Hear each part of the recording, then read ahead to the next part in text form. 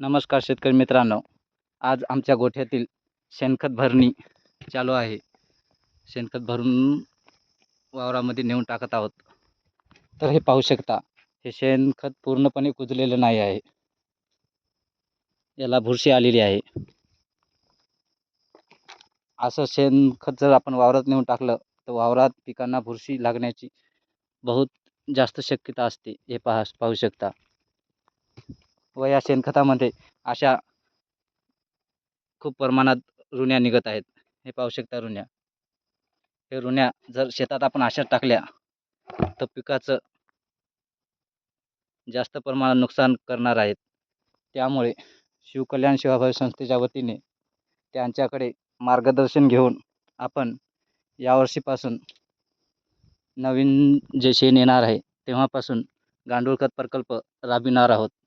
हे पाहू शकता किती प्रमाणात बुरशी तयार झालेली आहे. व हे शेण खत आपण आता वावरात नेऊन टाकणार आहोत. हीच बुरशी आपल्या वावरातील जमिनीला लागून तिथे ही बुरशी तयार होणार आहे.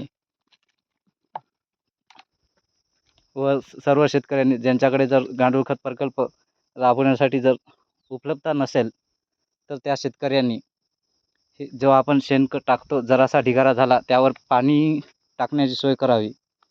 कारण हे पाणी न टाकण्याचं कारण हे असं बुरशी तयार झाली आहे. गरमाहट तयार होऊन बुरशी तयार झाली व शेणखत कुजलेलेही नाही आहे. हे अशा ढेपी तशाला तशा राहिलेल्या आहेत.